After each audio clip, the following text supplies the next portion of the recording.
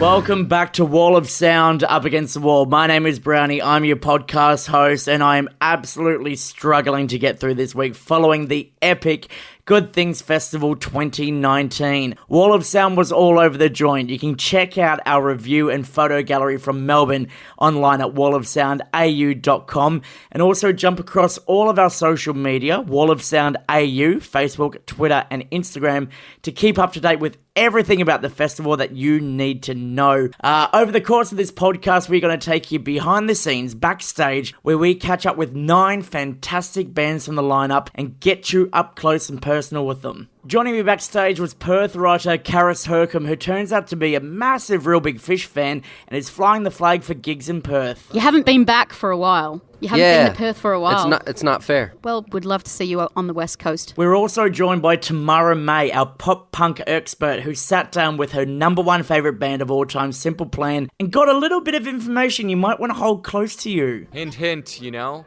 There's a few anniversaries coming up as well. Exactly, you know? So, yeah. You know. Plus the big one. I've been trying for this for over 12 years, but I finally got to sit down with Mark Hoppus and Alex Gaskarth from Simple Creatures to talk about their new band and maybe fanboy a little bit too much. The reason I asked that is because I have your face tattooed on my leg. Oh, you do? Oh my God. And That's great. I've wanted to show you for so long, and I have this That's opportunity fantastic. to do it. All that and more still to come from Good Things Festival 2019, and there's nothing else for us to do right now but to kick it all off with a band we didn't get to catch. However, we did lose our shit in the mosh pits watching. This is a day to remember, downfall of us all. On Wall of Sound, Up Against the Wall, the good people doing good things special. Let's go!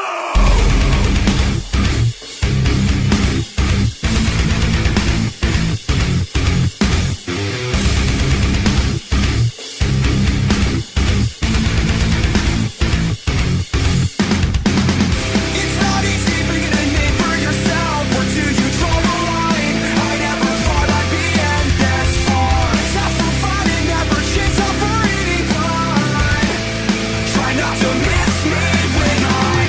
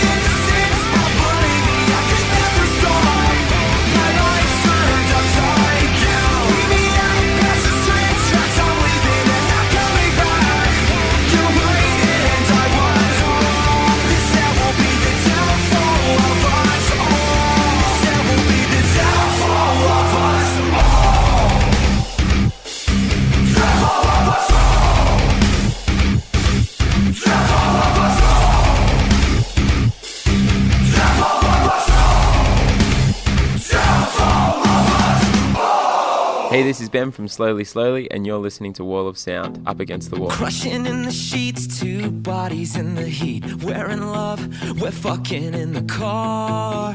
Time flies when you don't wanna die. So by this rate, we gotta try and stay alive. Cause we're tied, two peas in a pod, two hooks sinking down from the same little fishing rod. Nothing makes me happier than watching you win. Hey, that's something new, I was a selfish kid. Yeah, that's pretty weird, right? That's pretty strange, but have you ever seen a jellyfish? Now that shit's crazy. I think you saved me. I know you saved me. I don't even know if I'm real or if you are, or if we're just a simulation staged from a sports bar on Mars, where the aliens drink, watching dishes build up in our kitchen sinks, and they're placing their bets, hanging their heads. Got money on who's gonna die in bed, who's gonna play with themselves again, who's breaking down mentally next. But how nice is it that I can watch you win? I couldn't care less which world I'm in, and that's the only sense that I can make. And I hope for your sake that you can relate. Yeah, that's pretty weird, right? That's pretty strange, but have you ever seen a jellyfish? Now that shit's crazy. I think you saved me. I know you saved me. Don't mind me screaming out your name, followed up by you can do it. I know you can do it, and I'll hold you to it. Against this pretty smoke screen out in outer space, the whole damn thing kinda feels like a cold case. The more you know, the less you care. Well, science and God are just uncomfortable underwear. Shame on me for always saying something uncool, but when we're both dead, we'll probably get a swimming pool, sure. Oh, yeah, fuck it, let's get four. One for me and you, and the other three to skateboard. That's pretty weird, right? That's pretty strange, but have you ever seen a jellyfish? Now that shit's crazy. I think you saved me. I know you saved me. I know you saved me. I know you saved me. I know you saved me. I know you saved me. I know you saved me. I know you saved me. I know you saved me. I know you saved me. Wall of Sound backstage at Good Things 2019 with a band. I am kicking myself because I only just got into Slowly Slowly. Ben from the band, welcome to the show, and I apologise for sleeping on you guys for so long. Don't even worry about it. Thank you so much. Slowly Slowly, for those who haven't had the opportunity to get behind you guys, a fantastic upcoming band. You have just a great, unique style to you, which is borderline alternative rock pop punk. And from what I've been told, you've got influences that date back to Blink-182. So would I be right in saying you've kind of created the band and this sort of journey to get to where you are with the influences like the Blink Boys back in the day? Yeah, Blink's a band that everyone in the band really likes. So that's where our kind of Venn diagram of influences kind of starts. But we all have quite diverse tastes within the band. Like Pat, our drummer, listens to really heavy stuff, and then Quail, our bass player, is sort of really diverse actually. I'm the same. I'm super diverse. Albert, our guitarist, loves hip hop and stuff like that. But I think the influence of the band, because I do majority of the songwriting alone, and then bring it to the boys. So my personal influences, and like what you were saying, sort of stems from that early 2000s emo stuff. Yep. And then a lot of Australiana songwriting. I love like You Am I and Something for Kate and stuff like that. So yeah, somewhere between that. I think I love blending like a bit more of that like singer-songwriter narrative-based writing with the emo stuff. I think it's generally just what comes out. Like to be honest, if I got to choose like what sort of music I made and like my ability or my voice or anything wasn't standing in the way, we'd probably be a different band. Yeah, okay. So I think it comes across as honest and unabashed because I don't have a choice. Yeah, and that's obviously what comes naturally to you. You put pen to paper, what comes out is it's in you. It's what makes you you, and then you express that with the world, and we get to hear these stories through your music. You often set out to create something, and then it ends up somewhere that you didn't necessarily think it would go, but also somewhere that didn't exist beforehand. Because if you're putting your personal stamp on it, then it's always going to be branded with a bit of you, and that takes it somewhere different. So I think when people try it, they say that we straddle the fence between a few different genres, or that it's an original sound. It's literally just, I think, come across because we haven't subscribed too hard to be something locked into a certain category or a certain genre, that kind of thing. Because you're still, correct me if I'm wrong, a relatively new band under a decade of being together, that kind of thing. Of course, yeah. So you're still trying to find your feet and what works and that kind of situation. Is that right? Yeah, just 3-4 years. I think like in the last 12 months, we've really solidified our like touring regime, and our fan base across Australia has grown substantially, and they've just been so kind to us. So this year when we did our regional tour, we went to places we hadn't been to before, and we were very surprised and happy with how many people were there and the strength that we had in places that we didn't know existed, which was really cool. Well, I guess, part of the reasoning for that is when you write catchy as fuck songs like you have in this past 12 months, you're going to resonate with people who hear these songs like an earworm, and then they get attached to them, they listen to these songs, they love the band, they go to the shows, and that's how it all brings you in. It's essentially what's happened with Jellyfish. Like, this is a song I heard, I'm like, oh yeah, this song's upbeat, it's kind of catchy, that kind of thing, and then I found myself, after listening to it once or twice, singing the chorus like weeks later without even thinking about the song. It just came to my head. That takes fucking talent, man. Like, I really love the fact that some bands out there can write songs that get stuck in your head like that. And that, to me, following it up as well with Creature of Habit, two of the best songs that Slowly have released so far, which aren't attached to an album yet. Is that right? Are they just standalone singles, or? Yeah, we've got some news to come out shortly around that. I probably would get in trouble if I blurted it all out, but there's I think we're gearing up for 2020 to be our busiest, Yeah, perfect, So you've been testing the waters the past couple of years, sort of, setting yourself out there. The first album, St. Leonard's. I'm horrible with pronunciation, so sorry about that. That sort of put you guys out there, and, you had the automatic fans that jumped on board. This next album, will it be reflective of those songs, or are you trying something a bit different? If there is an album, let's say that.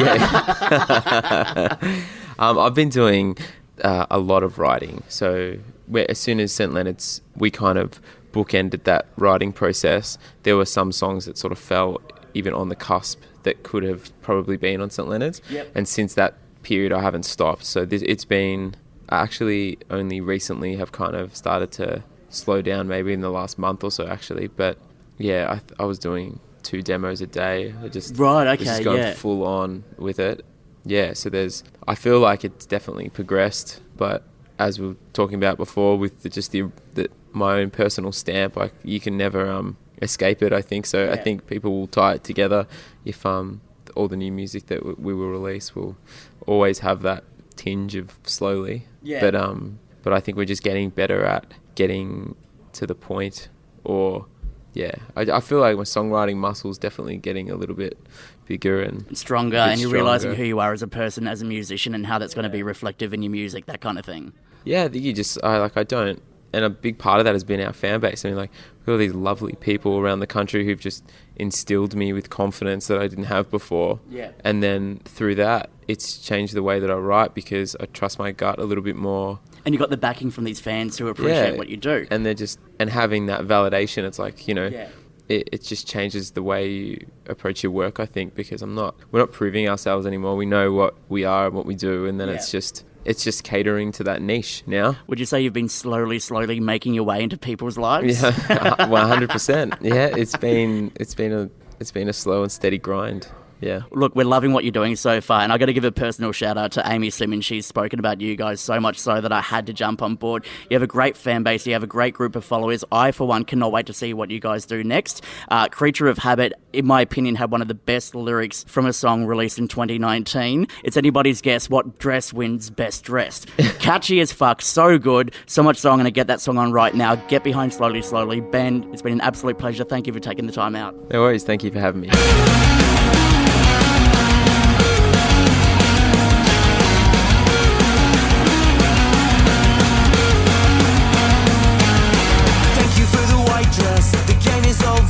Got pretty handsome for a loner. Think about your aces, stay undercover, wearing all black, so sad it's summer. It's anybody's guess whose stress gets best dressed. Crocodile tears just make you depressed. Pretty little daisies all on your tombstone. Ollie, ollie, oxen free, not sorry.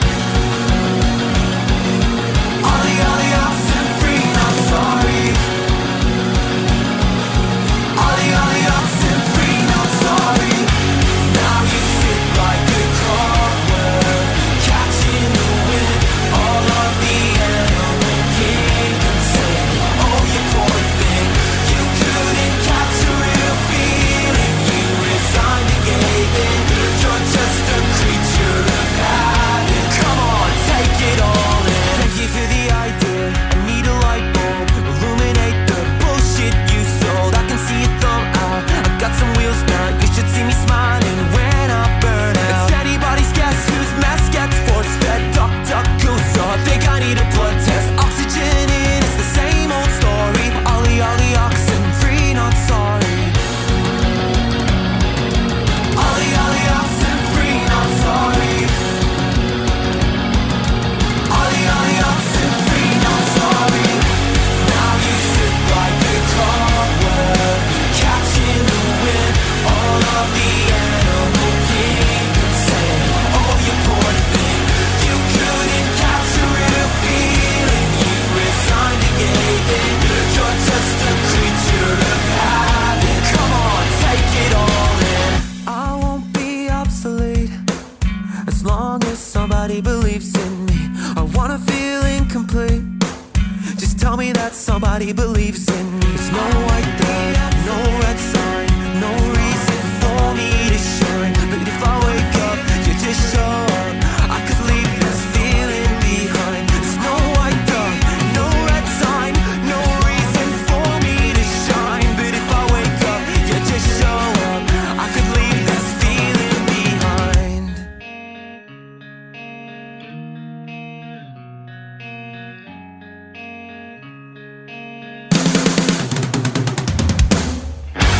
Now you sit like a clockwork, catching the wind. All of the animal kingdoms sing. Oh, you poor thing, you couldn't catch a real feeling. You resigned and gave in. You're just a creature of habit. Come on, take it all in.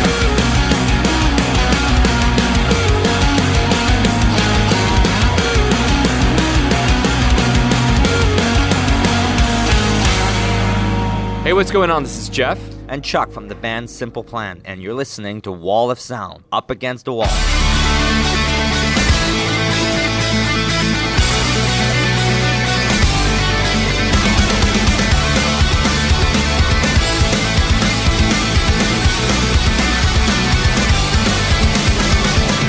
I found your picture looking through a book. It was the one I took when we were driving on Sunset. Descendants playing on a mix CD that you just made for me. You wrote for when you miss me on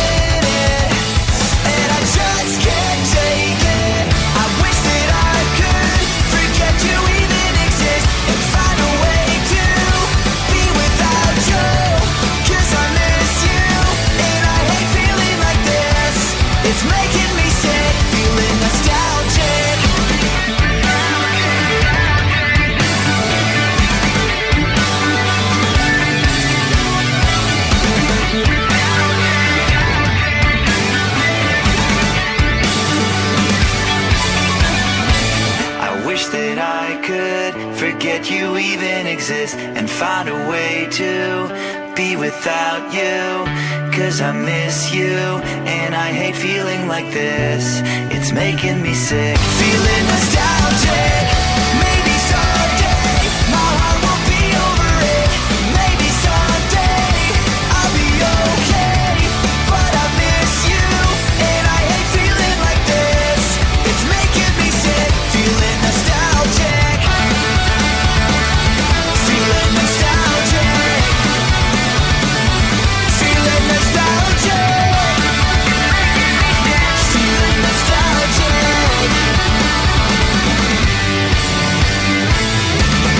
How's it feel to have the original 5 lineup back in Australia for Good Things? It's true. David wasn't with us The last on the tour. few. It's true. I forgot about that. Well, it's definitely exciting. We're happy that David's back. He's well. He's stoked to be here. We're very happy to be playing this festival. It's such a cool lineup. Very broad range of bands. The Veronicas, Yeah. Day to Remember, Simple Plan. There's so many great other bands. So it's really exciting, and we're stoked to be back in Australia. We've had so many great shows here. I don't know how often we came, but I would say we're probably past 15. I agree with that. Yeah. Yeah, I feel like lately you would come every couple of years. Let's make that once a year Yes, now. exactly, yes. And you've done so much this year. You did the Warped Tour 25, you did Slam Dunk in the UK. You've done so much this year. Plus, you're also making album number 6 and as well balancing family life. How do you guys manage to balance all of that? Well, I think that obviously that has changed a lot for us in terms of being able to tour as much as we would like. We obviously have to be careful, but at the same time we're realizing just how much great stuff has been presented to us. And when Slam Dunk calls, when Good Things call, when the Warped Tour calls, it's what, these things are great and we want to be a part of them. I think that we're embracing more and more the fact that there's a lot of different generations of fans that I've never seen Simple Plan play. Yeah. And playing these festivals is a chance for us to play in front of people that maybe never seen us live or have heard of us or have heard a few songs, but now they get to see the full thing, the full show. So we jump on that stuff and we want to be part of all of them, Yeah, right. Yeah, you guys definitely embrace the whole music community, especially in pop punk. Yeah, absolutely. I think we're to be part of that world. And, obviously I don't think we're just a pop punk band, but I know that this has been such an integral part of who we are and of where we come from that we're always excited and stoked to be part of big festivals like this and to be doing all these things with bands that we love and we grew up playing with and jamming to, so I think that's exciting. Yeah, and you even definitely created your latest single, Where I Belong, definitely encapsulates that whole community theme, and you even brought on State Champs and We the Kings to get in on that. Were those bands a natural choice to collaborate with for that song? That's exactly what we want to do with the song. It was you got it exactly what the intention was. It was to create a song that felt like it was from our early records, but at the same time still had a modern twist to it. And we were on tour with State Champs and we were on tour with We the Kings, and we just felt wouldn't it be amazing to have a moment during the show when we all come out and we do a song together. Not a lot of bands do that in our style. And I just felt man, that would be really cool. And it came out really great. The energy is there. I think it's the quintessential pop punk throwback, but with a modern vibe to it, Yeah, exactly, yeah.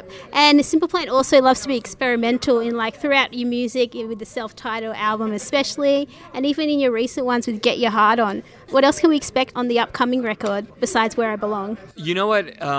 Where I Belong is a good indication of where we're heading for sure. It's Simple Plan's always been about a balance between, staying true and fair to our sound and our legacy, but at the same time we're musicians and we like to try new things, so it's a good balance of both. But I think if anything, this record is full of energy. It's exactly what Simple Plan fans want to hear and are expecting to hear. It's obviously, for us as musicians, we're trying to make it fun and interesting for us, so we're trying things here and there, but it's definitely a real true Simple Plan record. Songs are sick, I can't wait to share it with the world. We're really excited. Yeah, about it. I'm so excited to hear it. Is it kind of like your last record, taking one for the team? No, I think with every record it kind of, it changes a little bit. It's really hard to say. Like, there's Simple Plan songs, there's a lot of energy, a lot of fast songs. There's, a lot of what people want to hear from Simple Plan. But I just think, it's about the quality of the songs, and they're there, I can't wait. We're such perfectionists. We're still working on making things, making sure things are great. But, God, I can't wait to bring it out there and actually have our fans, let us know what they think. Yeah, and the big question is, when can we expect to hear that record? God, very soon. Very soon?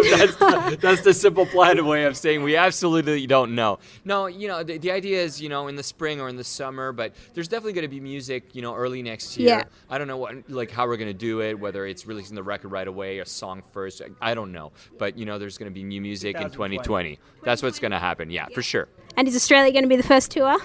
Oh, God, you know what should happen? Australia should be first, middle, and last tour. That's my opinion, but you guys are a bit far. It's a bit complicated, but we'll be back more often, that's for sure. Yeah. We were here twice on the last record, so why not make it happen again, Yeah, right? you did come here twice. Hint, hint, There's a few anniversaries coming up as well. Exactly, So, and also, in terms of you've collaborated with so many artists throughout your career as a band. Who's been your favorite? That's like picking your children, I mean, for me, it's pretty easy if I had to narrow down the one collaboration that has meant the most to us and that made the biggest difference in our career and that has been the most special to me, it was probably the first album with Mark Hoppus from Blink-182 being on I'd Do Anything. It changed everything for us in a big way. It's the first song that ever reached like radio and MTV, and I think a lot of it had to do with the fact that he gave us that endorsement and he said, I'm one of the biggest rock star in the world and I want to be on this unknown band's new song, and that just changed everything for us. And he was one of the nicest guys. We met him back even before Simple Plan when we were in a little band called Reset and we played with Blink, and it was really special to have a chance to have it on the record. Blink was our favorite band of all time, was a big influence, so it was gigantic, I think that what he did for us, he didn't have to do. He had no reason really to be on that song, and I think it was extremely generous, and when I look back and I think about it, it was such a game changer for us.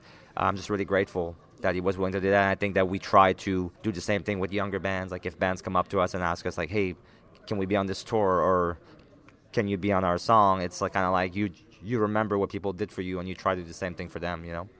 So I would say that was definitely for me the most consequential and the most special one.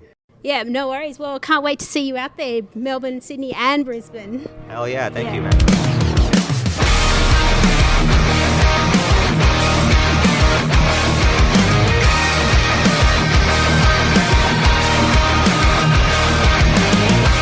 I'm looking in the rearview mirror.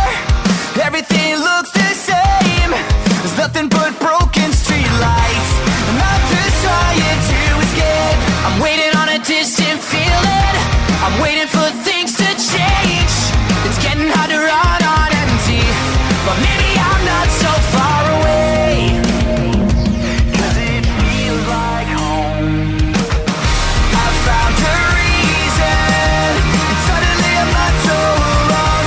I'm finally breathing like I never could on my own. Start the countdown, let's get it on. Scream my lungs out to our favorite song. 'Cause this is where I belong.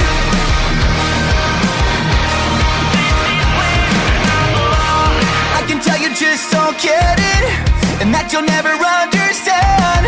I'm sorry that I can't be perfect, but I'm not changing who I am. Maybe there's no destination.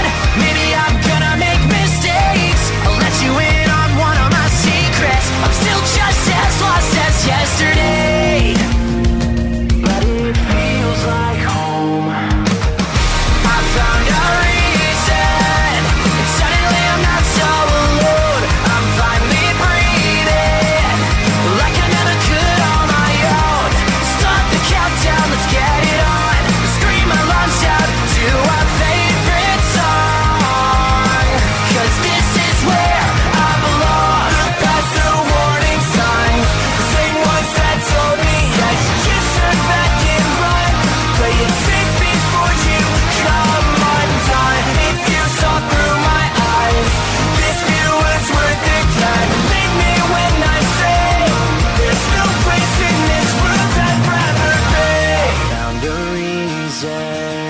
Suddenly I'm not so alone, I'm finally breathing like I never could on my own.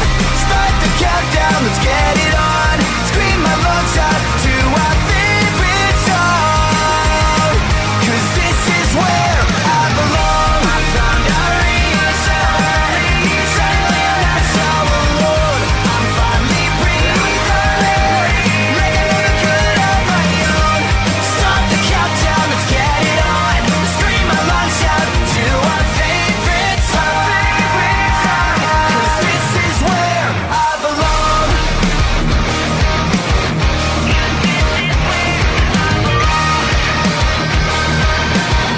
'Cause this is where I belong.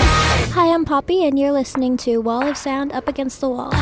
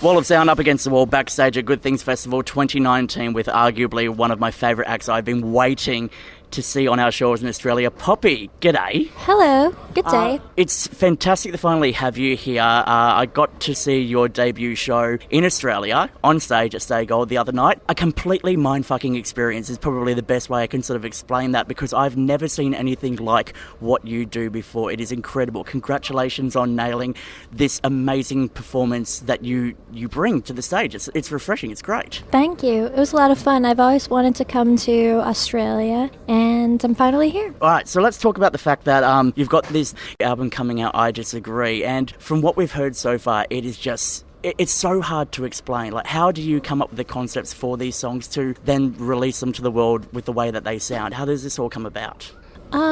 Well, I Disagree comes out in January, and I just wanted to make an album that had no rules, no restrictions, and I was fortunate to find collaborative partners that wanted the same. Yeah. And from the moment we wrote X together, which is a song that was on my previous album, Am I a Girl, that really started everything for us. And that kind of led us down a completely different path. So with the success that X had and the reactions it got with the world, like not just in the pop world but the metal community, that made you go, right, this is actually working, this is something we can follow, let's see how twisted we can make this? Or is it just you put something out there and you've already thought, this is the way it's going to sound, this is how it's going to come about? It was the second one. Yeah. This is what we wanted, this is what I wanted, this is what is exciting. Yeah. And I knew the first time I played X live that was what should happen. Yeah. And look, taking a look at when you play X live, it goes from this sweet, innocent pop song, and then out of nowhere, the guitars drop, and then it turns so metal. Like, I was watching, gauging people's reactions at the show the other night. You had the people who were there, you know, I dare say who would go to a lot of pop acts, mainstream acts, really enjoying that section. And then you got the metalheads who were like really throwing down in the pit. It was insane. Like, someone was crowd surfing at a poppy show. I never thought that I would ever see that. Do you still get surprised by people who rock up to your shows and the different types of people and audiences you've seen so far? Yeah, I love it. I think it's one of my favorite things to experience because some people will ask, who comes to a poppy show? And I say everybody does. We have a very strong community of drag queens, and also young kids, and also tough people. Yeah, that's it. Like, and I'm one of these people who kind of falls into a whole lot of different categories. Like, I'm a man-child. I'm a bisexual, openly metal-loving person. I look like the scariest kind of person, but I absolutely love what you're doing. Really? Oh, good. You're the first person to say that to me face to face. Well, I think you belong in a poppy show. Excellent. Well, I felt very... That's the thing about it. It felt so welcoming. Like, there was no issues. You go to a metal show or you go to a show where there's a bit of rough housing around, you know, circle pits, that kind of thing. I felt really comfortable coming to one of your shows, and I think that's such a great thing to have in the metal community. We need more of that, and if this is what you're bringing to the table, you're doing a bloody great job of that. Thank you. Now, I wanted to talk about Scary Mask. Fever 333 were a great band that I discovered, and the fact that you teamed up with them is like a match made in heaven. This song together with that band was just mind-blowingly so amazing. Like, how did this collaboration come about? Did you hit them up first, or did they hit you up to want to team up? How did that come about? I was in the studio working, and my producer Zach said that Stevis was also in the studio. Yep. And he invited him over, and he laid down that main guitar riff, and we just started there. Yeah. And then he got Jason involved, and that's how Scary Mask happened. And the rest is history, yeah. I didn't meet Jason until I played at this festival in America called Los Rages Festival. Yep. And I thought he was a fake person until I met him there. Yeah. Because it was, you know, it was months and months of the song being out, and then I finally met him. You don't have the opportunity to meet face to face because it's recorded in two different areas. Right. So teaming up with Fever 333 is a great thing to sort of start out when you're making your transition into the metal scene. Is there anyone that you got your eyes set on that you would love to team up with in future, that kind of situation? Not specifically in that scene, but I think it would be really wonderful to collaborate maybe someday with Beck. Beck, yeah, I saw him at Coachella. He was incredible. Like, he is a few incredible. years back, yeah. So that'll be good. So you're not pigeonholing yourself to work with specific members of a specific genre. You want to just team up with people that you respect and you look up to, that kind of thing. Absolutely. I really like another artist in Japan. His name's Cornelius. It's very experimental as well. Yeah. And if you haven't heard of him, you should. No, well, this is the first time I've heard of it. After this interview's done, I'm going to go research and have a You should start with the album called Phantasma. Okay, I'll suss that out. But talking about albums, I Disagree is out next year. For those who are jumping on the bandwagon late, what are we going to expect when we hear this for the very first time? Organized chaos. Yes!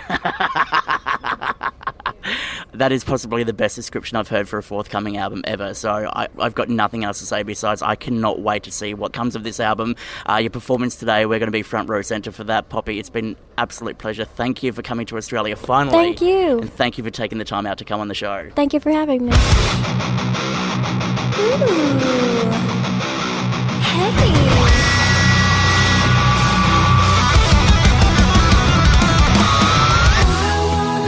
Everyone, empty every ballad out of every gun.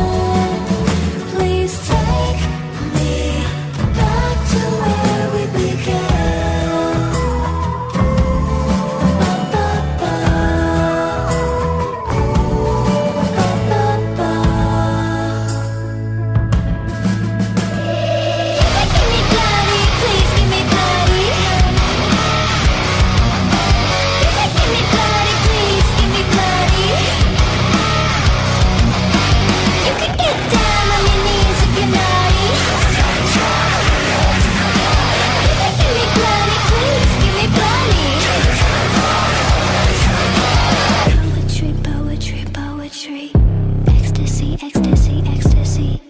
Poetry, poetry, poetry. Ecstasy, ecstasy, ecstasy.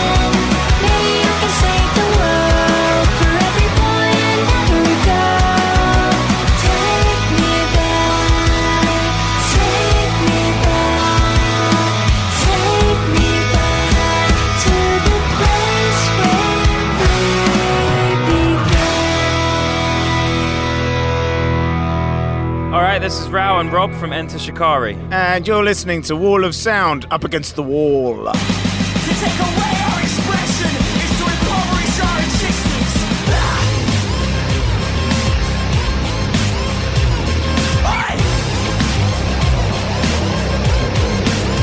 Yeah, kick it. Yeah.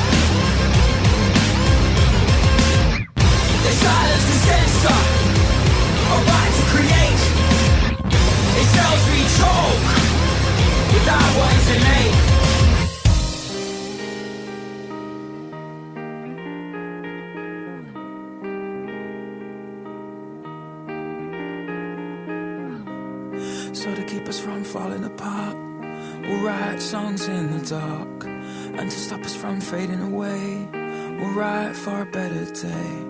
This vomiting of anguish, an eruption of the soul, to radiate energy, to comfort and console, to scatter our thoughts, to splatter our spirit, a blizzard of fire with all we transmit. So to keep us from falling apart, we'll write songs in the dark. And to stop us from fading away, we'll write for a better day. So they keep us from falling apart, we'll write songs in the dark. And to stop us from fading away, we'll write for a better. So they keep us from falling apart, we'll write songs in the dark.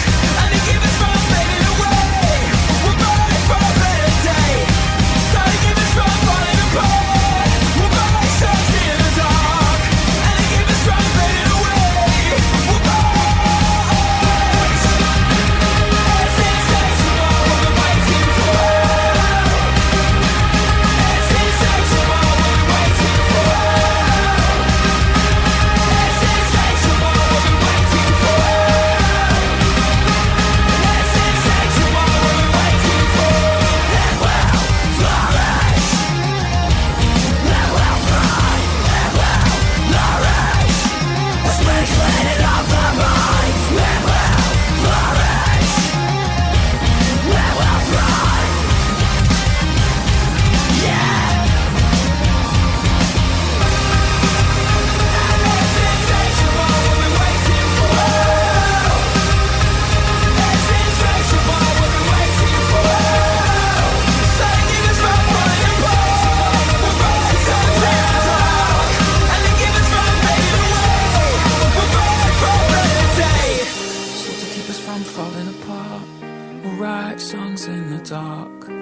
stop us from fading away. We'll ride for a better day. Wall of Sound backstage at Good Things 2019. Enter fucking Shikari, finally back in the country after what seems like an eternity, boys. Welcome, it's so good to have you here. I'm sorry for sweating you like this, but fuck, it's been so long.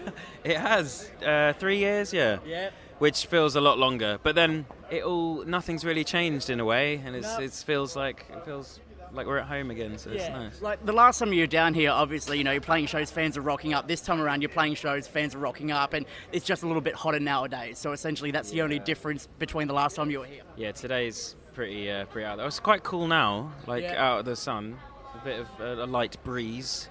It's a bit of a difference to Melbourne, which, goes through 4 seasons in one day. So, at the start of the day, you're walking out of your hotel room, you're sweating your bollocks off, and then by the end of the day, you're freezing your tits off. So it's a really interesting thing to see how this is all changing. But one thing that, Raoul, we spoke about a couple of weeks back was you're a band who's becoming more climate conscious, and you want to do things that help the environment and become these people who are spokespeople for essentially fans looking up and wanting to change the world. That's right? I wouldn't say we're spokespeople. I think we see our job to provide fuel and to stoke the fire of people's passions for not fossil fuel. Not fossil fuel. Yeah. So yeah, I think that's what we do. But we're sitting here in Australia. I'm drinking out of a plastic cup. We're fucking hypocrites, just like we all are in this current system. But yeah, hopefully with the music, I know for us it's certainly galvanised. It's alright. It's a bio cup. Yeah, there you go. It's biodegradable. There you go. You're doing the right thing. Well, they big up the festival. Small little changes, small little bits of progress. Yeah. And that's the thing, over the time, people want to change their perceptions. They want to change and do what they're doing to make the world a better place, which is why you're obviously seeing a lot of musicians talking out about being vegans, vegetarians, things like that. The more they talk about it, the more fans get inclined to go, hold on, I want to do something too, like my idols, and jump on board. Do you feel like you've become that kind of person for people to look up to with the way that you're talking about the way that you're changing the world, boys? Well, that's not for me to say, Well, I don't think we set out to be people that wanted to change the world or anything, but Raoul's always written lyrics and been passionate about issues that really matter to him and matter to us as a band. And it's amazing when we've had people come up to us and say, I decided to study this because of your music, and that's put me into this kind of path in life. And so that's incredible for us to see that we've maybe, not necessarily, inadvertently, I suppose, because it's not like we're not trying to change people, but when people come up and tell us that our music has inspired them to question things more or research things more or take a particular, path, is really, we realise, I suppose, the power of our platform. Yeah. And it's quite a big deal for us to hear that. Yeah. And it's this fantastic. Is what I've noticed about you boys over the years. You've become more political and more open about your views and opinions of the world and things like that. So with that said, using this platform for good is a really beneficial thing, which I think a lot of bands want to do. But, if I was to point out a couple of bands from the UK who are doing this, you guys are the top of mind for, wanting to make that change and writing these lyrics that make people think, as opposed to, I'm just going to sing along word for word. You can actually read the lyrics and go, hold on, there's something important here that I need to follow up and chase up and, possibly research myself and do something to change the world too, to follow suit. So it's a credit to you guys and what you're doing and how far you come from those early days to where you are now. I don't have a hat. You've got a hat, so you can take it off for me. But I take my hat off to you boys for being able to do that. It's such an incredible thing. Thank you. Like this. I take my hat off because Enter Shikari are doing amazing things. So if you guys keep doing what you're doing, who knows where you're going to be in 5 years' time, essentially. Thank you very much. I don't take compliments well, so... Oh gosh, thank you. Someone's saying something nice about me, smile and nod. Well, you're going to fucking absolutely... You're going to hate this next part because I'm going to compliment you on the latest album, The Spark, which is just an absolutely incredible piece of music. I recently lost my mother back in 2016 and was going through a really hard place, and I sought refuge in a lot of music to sort of get me through those times, and Ode to Lost Jigsaw Pieces was just something that hit me so bloody hard listening to what you went through, because I felt for you, man. I wanted to reach through the speaker and give you a big hug and go, look, I'm going through something similar. I know what it's like. So the fact that you can put those thoughts on paper onto a song and have it like resonate so deep across the world. It's such a beautiful thing, and all of you boys together, like the song was great, but it wouldn't be anything without all of you contributing together to make it what it was. So well, Rao's the kind of lyricist where he writes words and he can describe things that can sort of touch all of us, but us not realising that those were the words that we needed to say to explain how we were feeling. Like, it's great lyricist, Rao. Well done, you're doing an amazing job. Thank you, guys. Now, heading into 2020, obviously the last single we heard from you guys is Stop the Clocks. It's a standalone single. The last album itself, you were going through a rough breakup, obviously the passing of your grandmother. When it comes to writing the new material that's coming out, where's your head at mentally now? Like, what's sort of going through your mind that you're thinking about putting on paper and turning into music with this next release? Well, it's very, very different purely because I don't feel particularly compelled to write about something specific. Like, there isn't something going on in my life that's like I have no choice but to write about, which is a really nice sense of freedom because I can actually like think, okay, what should we address? Like, you know, what actually needs to be addressed, and actually have a sense of choice now instead of like I have to write, I have to make art about this. So I think therefore this album's actually going to be quite broad in its lyrical content, in its music as well. Like, we've been saying, like, since we started writing this album, that it's going to be the definitive Shikari record. So like, this is the one that fans go like, oh, you haven't heard of Shikari? Check out this. This will have a bit of everything. It's got, you know, stuff that sounds like the first album. It's got stuff that sounds like very recent. It's got stuff that's completely new. So it's going to be very, very broad. We're excited about it at the moment. Yeah, I think it's going to be the kind of album that will please old fans and new fans alike. You know, like, there's going to be stuff in there that will get people that perhaps sort of hark back to Take to the Skies and that will get their juices flowing, and there's going to be stuff to, you know, sort of the way we've been moving forward over the past few albums. It's fun for the whole family. Perfect, excellent. Because we're getting to that point now where we're obviously going to see parents bringing their kids to Enter Shikari shows. Because they have. Maybe parents who met at an Enter Shikari show bringing their 10-year-olds along. And, you know, that kind of shit must be mind-blowing to think about. It's awesome. Like, the amount of amazing, like, couples that we've met that literally, met at shows. In fact, we literally just did a signing, and we met someone who got engaged during one of our shows. That's right there in the feel shit right there. That's the kind of change, I mean, you're changing people's lives by getting them involved and creating life through your music. So there you go. Or anything like that. All right, so we're about to wrap up the interview here, but there's something special I want to do. Parente, who's working the cameras over here, he's a massive Enter Shikari fan, and I'm going to throw him under the bus right now and get him to ask the final question because I'm a dickhead and I like making people feel uncomfortable. So Parente, get over here. I don't know how to hold a camera, so I'm going to figure this out. Hold this at point. Done? All right. I don't know what to ask.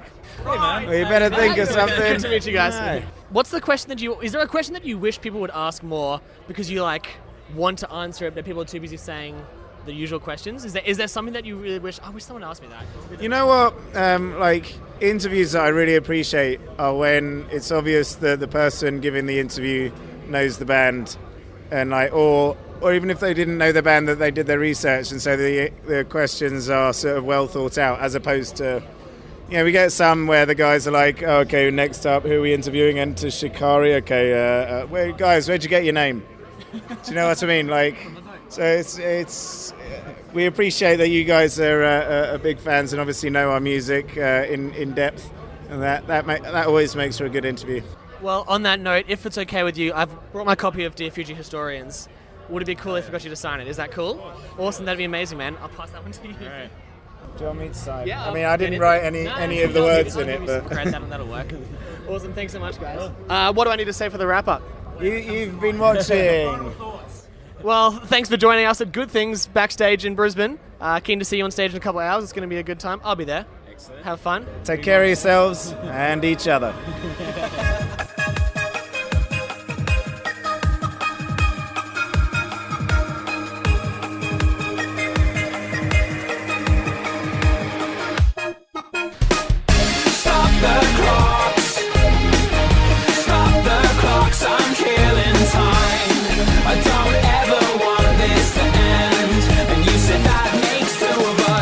There's a cinema in me, it plays counterfeit sins, all my worries and blunders. And you said that makes two of us. Where's this present you speak of? Where's this heavenly bliss? I'm so sick of time travel. And you said that makes two of us. And all your life you just exist. And all your life it's moments missed. And all the time you wait in line, what you find, well that makes two of us. Stop the clocks, stop the clocks, I'm killing time. I don't ever want this to end. And you said that makes two of us. Stop the clocks, stop the clocks, I'm killing time. I don't ever want this to end. And you said that makes two of us. Drifting, my life is unmoored now. Give me coordinates, please. I look for a safe harbor. And you said that makes two of us. There's a cinema in me. It plays counterfeit scenes, all my worries and blunders. And you said that makes two of us. And all your life you just exist. And all your life it's moments missed. And all the time you wait in line, what you find, well that makes two of us. Stop the clocks, stop the clocks, I'm killing time. I don't ever want this to end. And you said that makes two of us. Stop the clocks, stop the clocks, I'm killing time. I don't ever want this to end. And you said that makes two of us.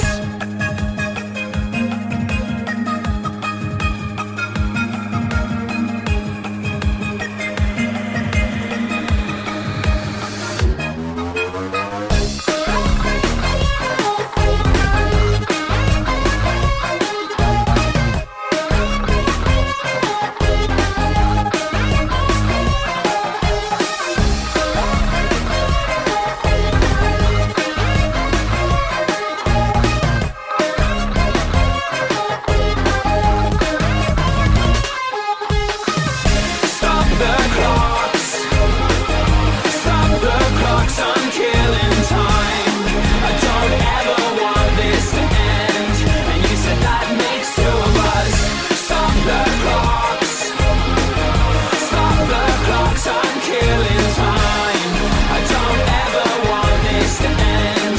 And you said that makes two of us. Hey, this is Johnny Christmas. Hey, this is Matt. Hi, this is Aaron from Real Big Fish, and you're listening to Wall of Sound, Up Against the Wall.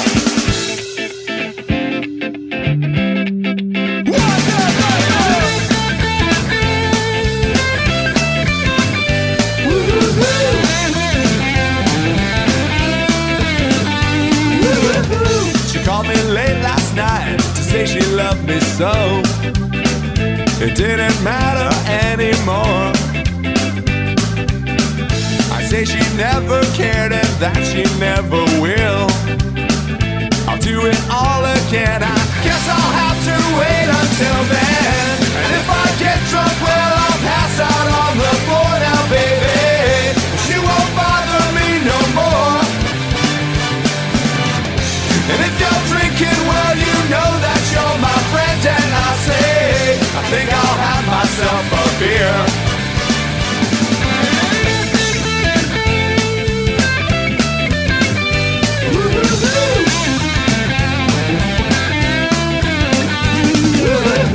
She called me late last night to say she loved me so.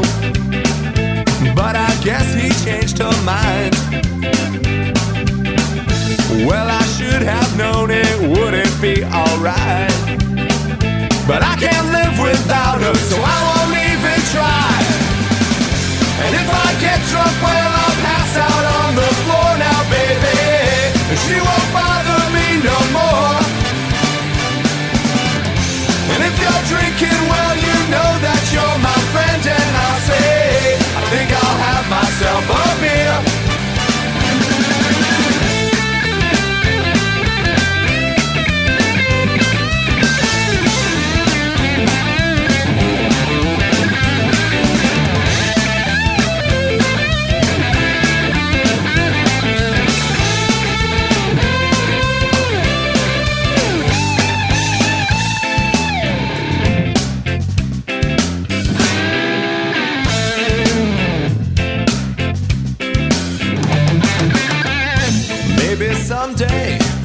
think of what to say. Maybe next time I'll remember what to do. She looks like heaven, but maybe this is hell. Said she'd do it all again. Promise not to tell. And if I get drunk, well, I'll pass out on the floor now, baby. She won't bother me no more. And she said, it's okay, boy, cause you know we'll be good friends. And I'll say, I think I'll have myself a beer. Think I'll have myself a whoa.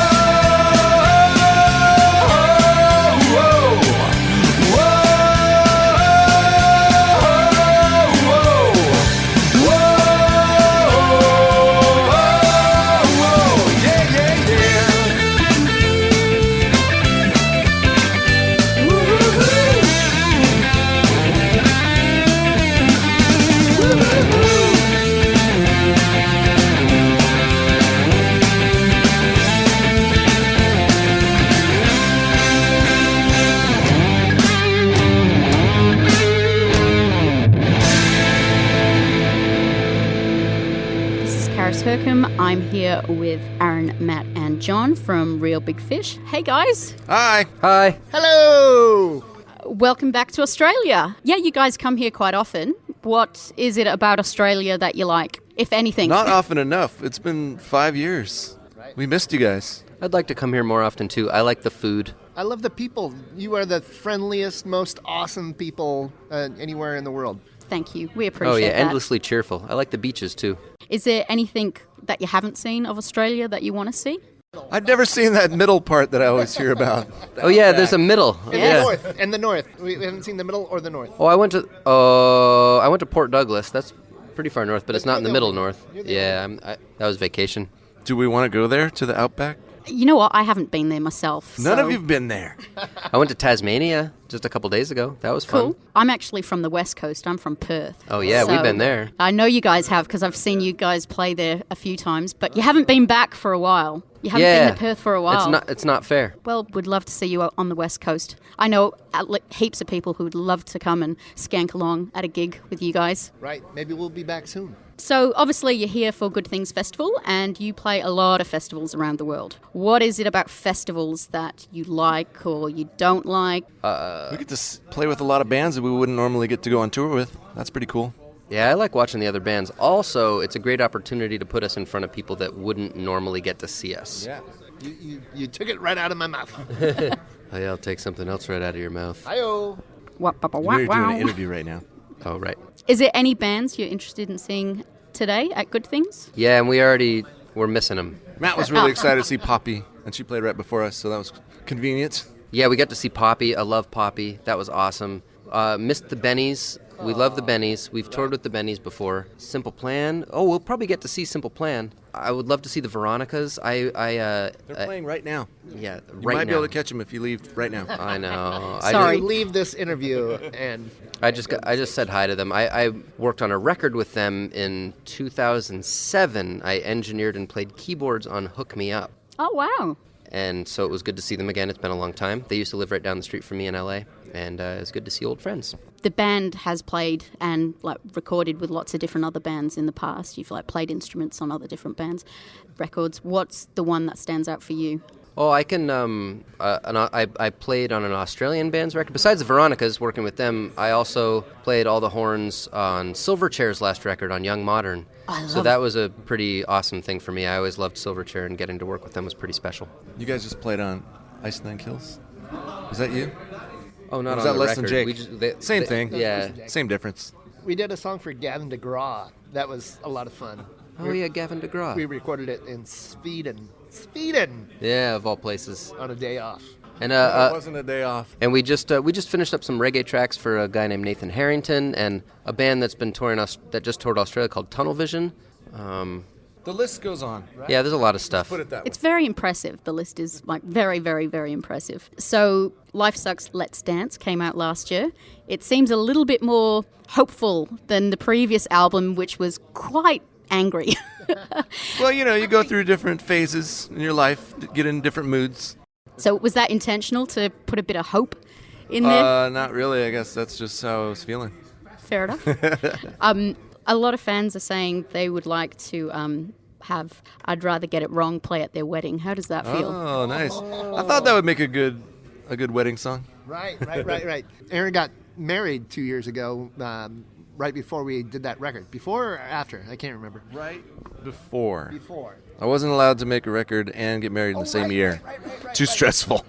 Also, it's Aaron's wedding anniversary today. It's a 2-year anniversary right now. Yep. Congratulations. Thank you. Happy anniversary. Are you doing something fun later on with wife? Yes, flying to Sydney. Fun. Well, at the end of this trip, we're going to Hawaii. And you're doing the tour ends in Hawaii, so we're taking a little vacation there. Oh, that would be lovely. I've been given the wrap-up symbol, so thank you so much for chatting. Thank you.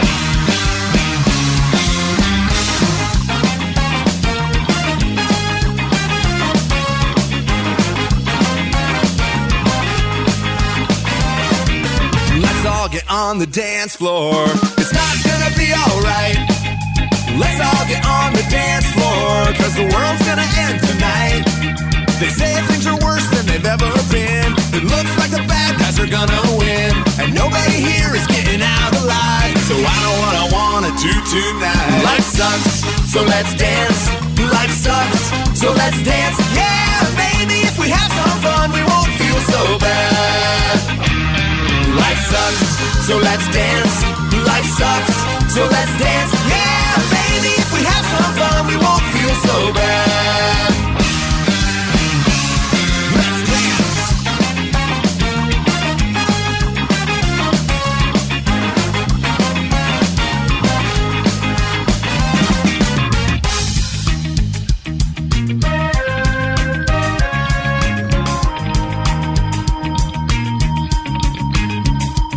Well, I've been waking up early in the morning lately, going down the list of all the people that hate me. What did I do so wrong? How come all of my friends are gone? And why can't we all just get along? We're all different notes, but we're in the same song. Life sucks, so let's dance. Life sucks, so let's dance. Yeah, maybe if we have some fun, we won't feel so bad.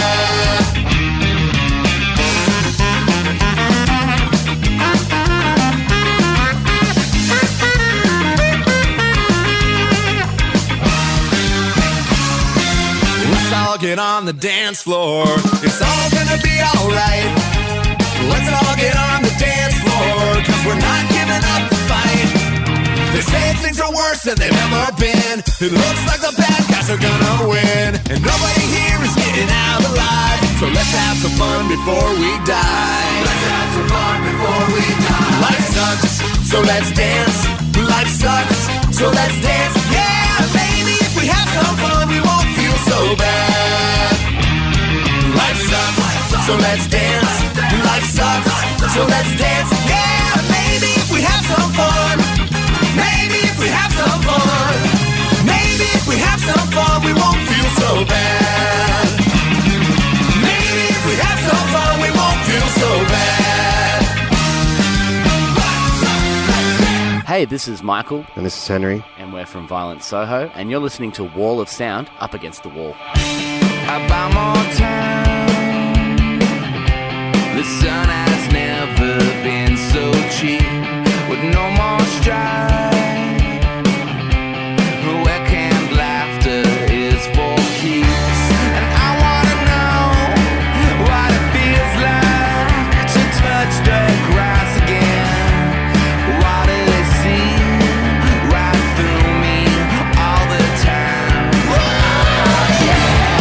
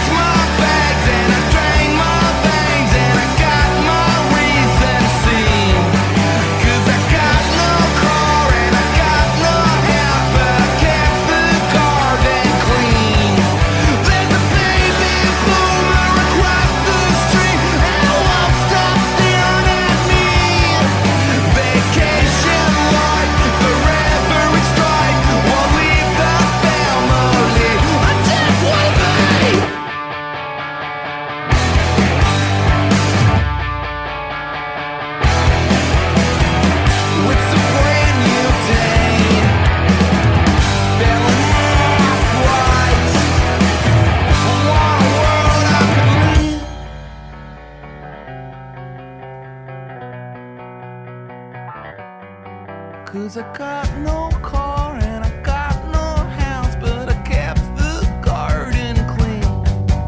There's a baby boomer across the street and I won't stop staring at me. Vacation life, forever is strike, we'll leave the family. I just wanna be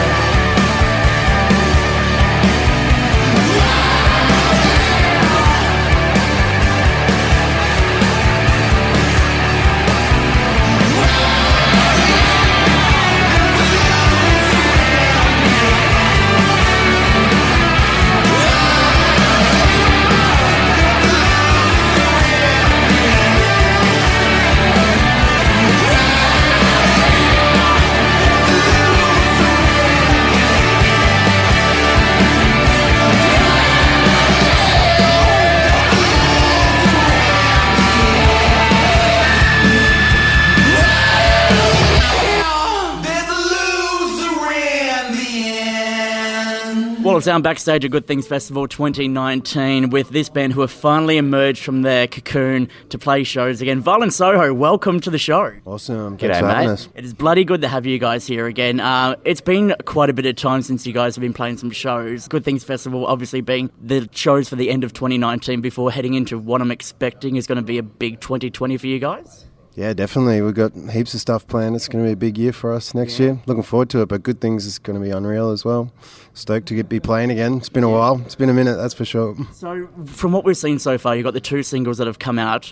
Is this sort of an indication of what we're going to expect with this follow-up to Waco? Yeah, definitely. I mean, like the first 2 songs that people would have heard by now are going to feature on the album for sure. So hopefully that's set the tone for, I guess, what the approach is to this record. I guess it's what you would expect, like a bit of a mix of different sort of dynamics in songs, some softer, some more medium singles and some big heavy bangers as well. But it's all pretty chill as well. Like, we're very comfortable with what we're looking for sonically. I think we really found like a sweet spot on this record. So a unique style that you've been working towards, essentially? Yeah, I suppose so. Like, everything sounds exactly like what we're really happy with this record. Everything sounds exactly like what we're aiming at. So, it's really fun, like, just to be comfortable within, like, what you're doing, like, it's kind of like, I don't know, we feel like we can't go wrong with it, like, so... Well, you've been on a winner since, obviously, the release of Covered in Chrome. From there, like, that just completely put you guys and solidified your band. Because for a while there, like, flashing back to those years, there was a period there where at one point you thought that you were going to throw the towel in for Violent Soho. Was that right? Like, back in the day? Oh, I don't know if we were ever going to throw the towel in. It was just more that our personal lives were getting pretty crazy, and we'd done a lot of touring for a long time, and there's a lot of stuff happening behind the scenes, and it was just time for us to settle down and not settle down, but chill out for a minute and let the dust settle for a second, so we could see exactly where we landed. But it all just came back together so easily.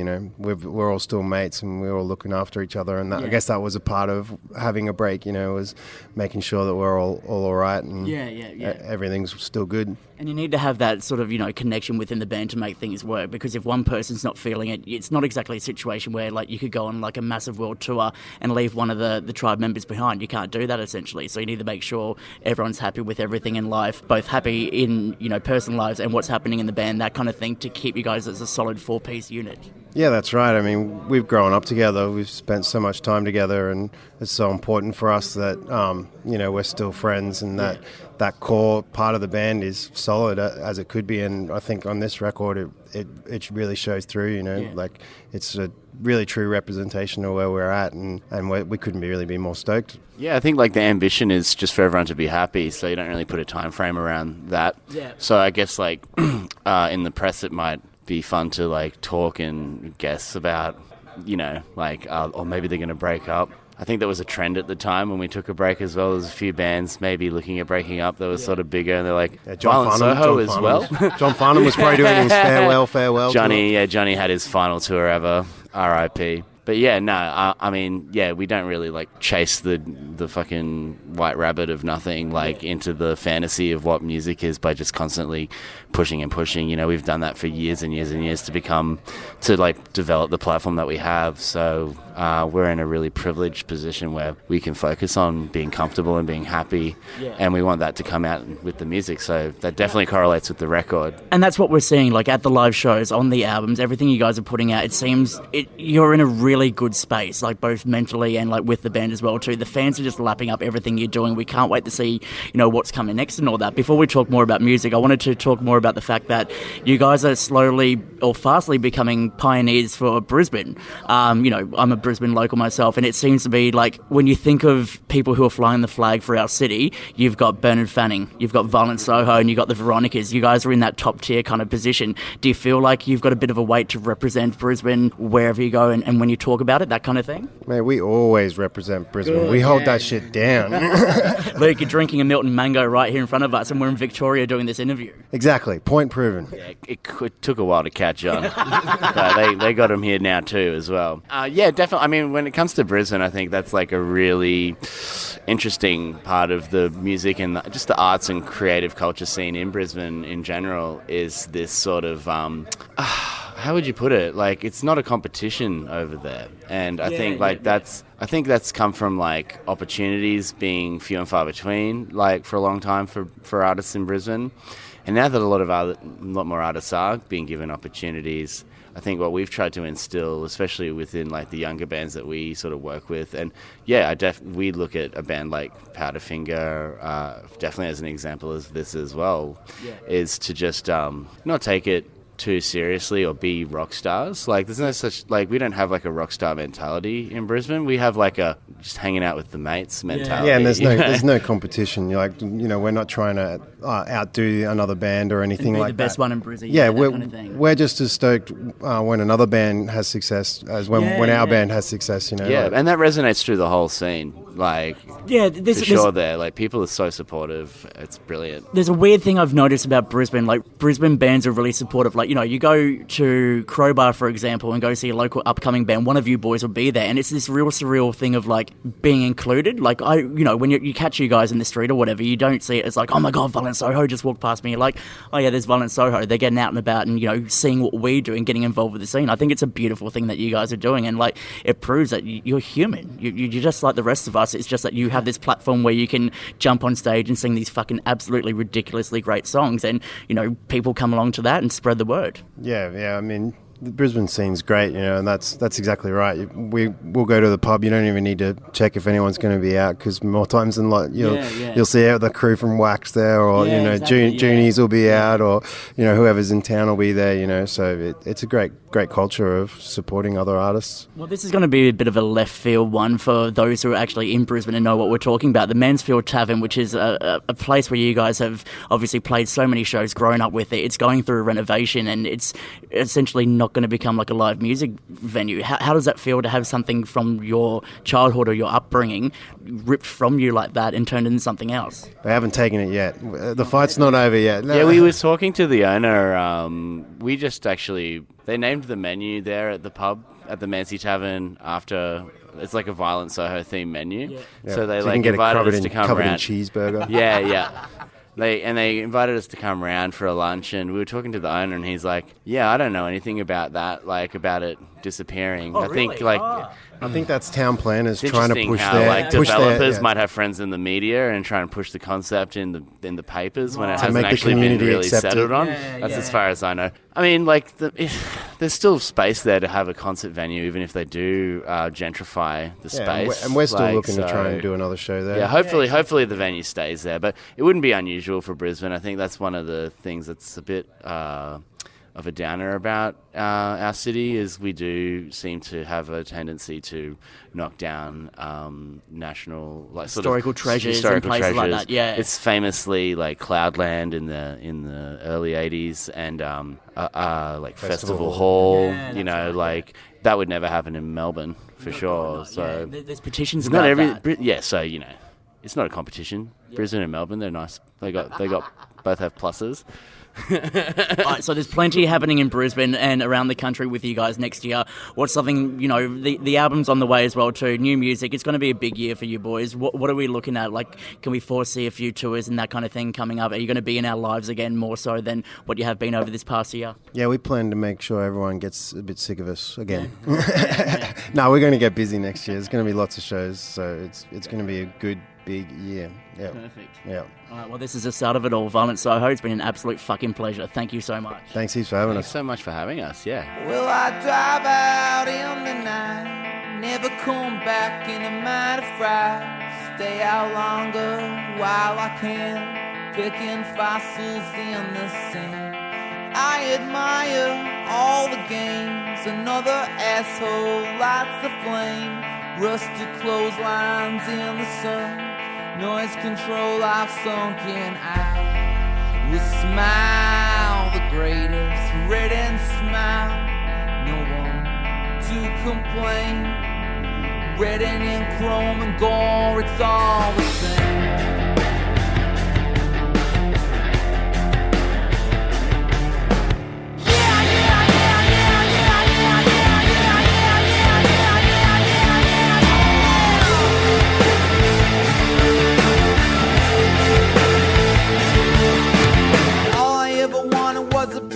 Myself. All I ever wanted was a 9 to 5. People hide what they feel inside, so they cover it up till it's grey and dry. A pussy is a piece of skin wrapped in a pocket. All the king's men fell down on their knees, raised their arms to the leader outside, praising the devil. They said, hell, fuck yeah!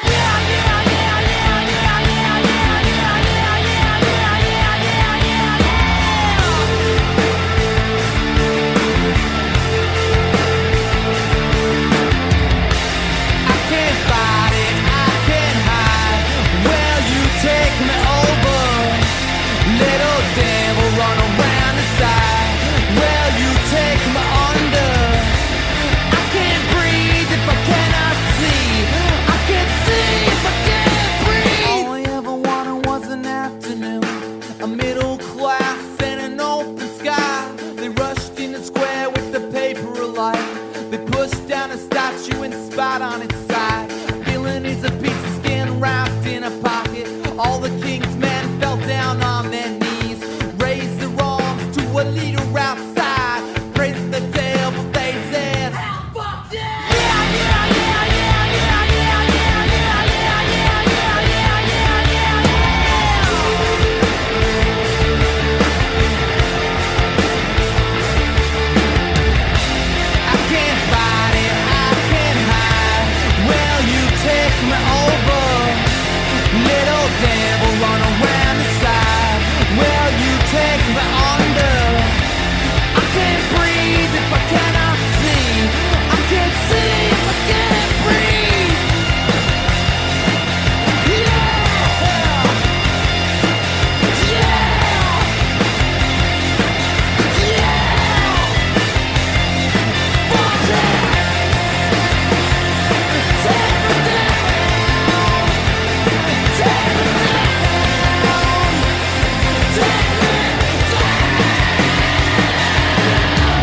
Hey, this is Spencer from Ice Nine Kills, and you're listening to Wall of Sound Up Against the Wall.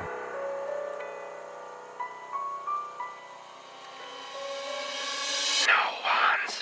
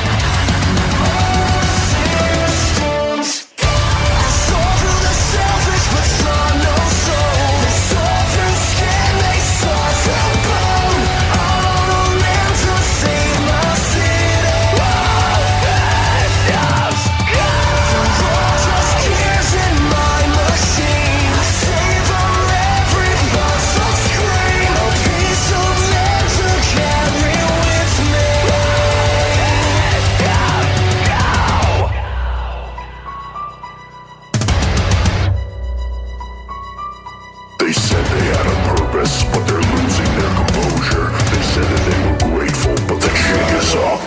Game over.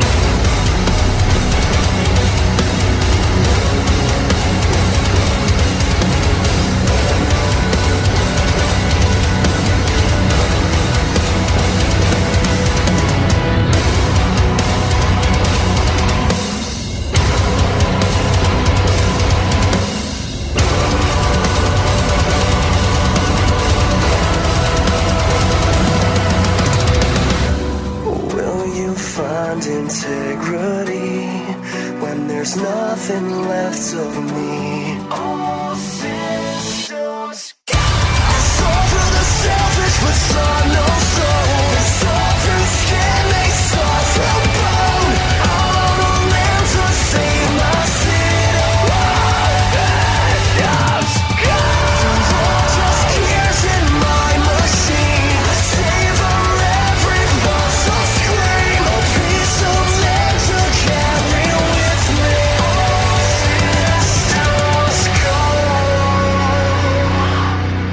Wall of Sound backstage at Good Things 2019 with the band I've waited way too long to make their way to Australia. Spencer from Ice Nine Kills, thank you, first of all, for coming to Australia. Second of all, for taking the time out to talk to this loser right here. Oh, it's an absolute pleasure. We love Wall of Sound. Well, we love Ice Nine Kills so much so that I can't believe you're going home. Can you just move here already? It's time for you guys to call yourselves honorary Australians. I'm in talks with Chris Lilly to move into his garage.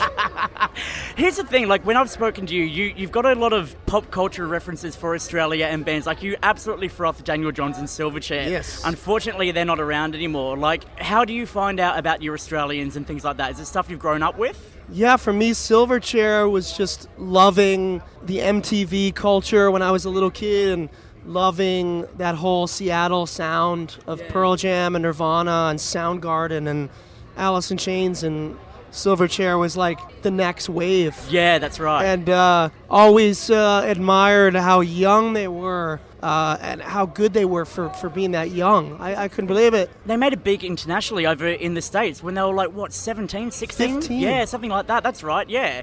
And then they grew up and then unfortunately they've called it quits. So, like, you know, you guys, let's put you guys in that same kind of category for a second. You've been around for so long, right? But this is your first time getting to Australia. Obviously, we've touched on this before. You needed to gauge an audience down here. You needed someone to bring you down. Luckily, Good Things Festival jumped on board and finally saw this in you. Because these shows that you played here were fucking phenomenal. Thank you. I was lucky to catch the very first show, and this is going to go down in history. The first Ice Nine Kills show in Melbourne. The theatrics, the stage performance, the props, everything about this show is fucking insane. How do you come up with what goes out where on stage and for what song? I think it's just sort of a natural progression from the music and a lot of planning on our part during the pre-production of the tour, sorting props. We have got a great team in place. We've got a great actress and makeup artist named Chevy. Is she part of... Because I was wondering if she was just, you know, someone who hung out with the band and that kind of thing, but she's actually part of the one who dresses up on stage in all the costumes and personas for each song. Yes. That Shelley? Chevy. sorry, Like the car, yeah. Yep. except with an A, S-H. And, she told me the other day I was stabbing her a little too hard, and I felt bad because I saw the knife wounds, but, I mean... I'm a sharp guy, so... Look, it's all part of the act, right? If it looks believable, then it must be real. I mean, like, the performance you've got for your numbers up when you're on stage and you're reenacting that opening scene from Scream 1, it's almost down to exactly what happens. Like, the way that's planned and the way that is rehearsed, holy shit, I felt like I was watching a live performance of that opening scene with Drew Barrymore. It's great. Thank you so much. That was exactly what I was hoping for. Perfect. Well, look, you've made your mark on Australia. It's a bloody, like, deep cut inside of Australia for us here. So great. The Silver Scream has obviously been out for over a year. We've got the deluxe edition with the extra songs and the acoustic ones.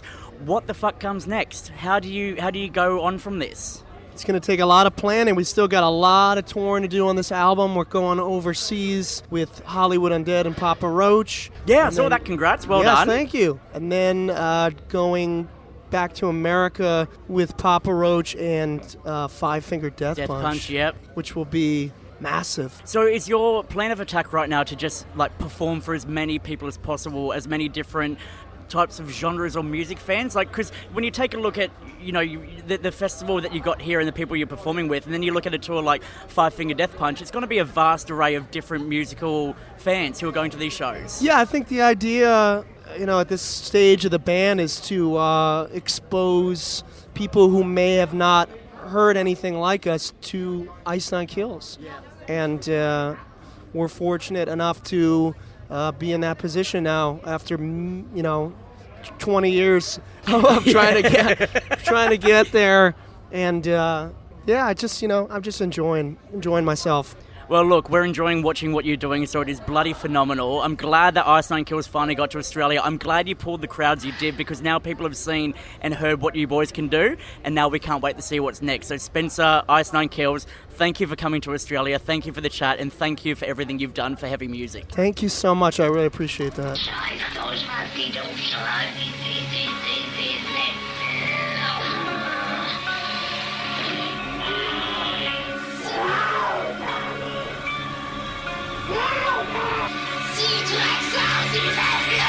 So where's your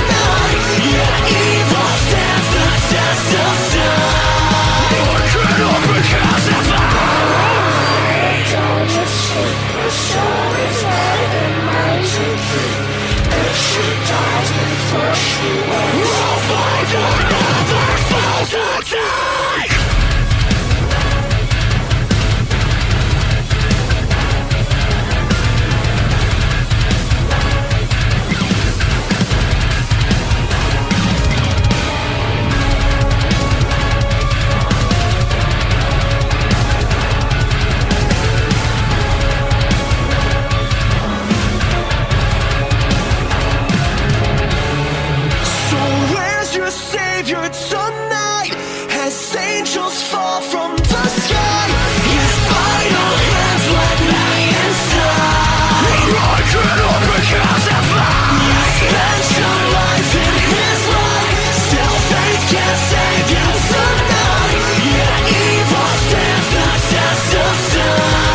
I cannot be crucified. If she dies before she wakes,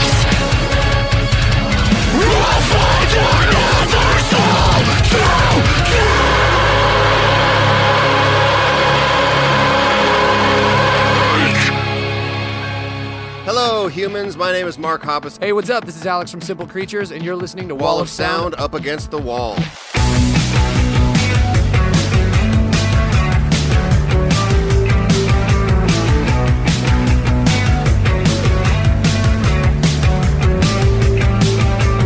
hear your voice in flashbacks. You act like it never happened. Dynamite and whiplash. Kill me with your favorite weapon. So happy anniversary. Now point the finger back at me. Broken hearted surgery. You don't know what you do to me, do to me, do to me. But I can feel you all the way from my coffin in there. With a 6 feet underneath my misery. Come on, hit me with adrenaline. Come on, hit me with adrenaline. Come on, hit me, could you hit me when I'm 6 feet underneath my misery? Come on, hit me with adrenaline.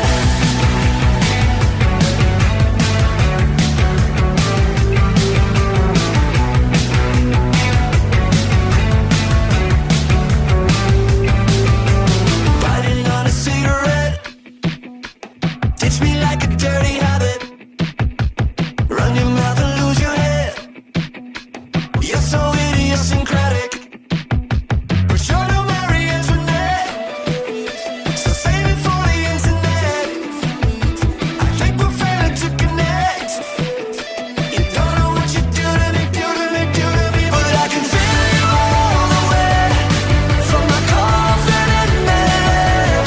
With a 6 feet underneath my misery. Come on, hit me with adrenaline.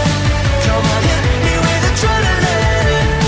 Come on, hit me, could you hit me when I'm 6 feet underneath my misery? Come and hit me with adrenaline.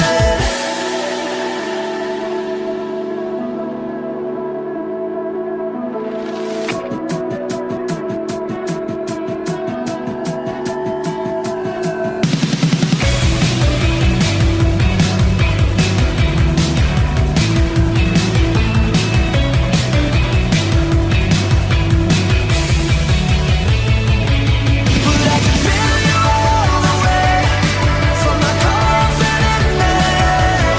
With a 6 feet underneath my misery. Come on, hit me with adrenaline. Come on, hit me with adrenaline. Come on, hit me, could you hit me when I'm 6 feet underneath my misery? Come and hit me with adrenaline. Come and hit me with adrenaline.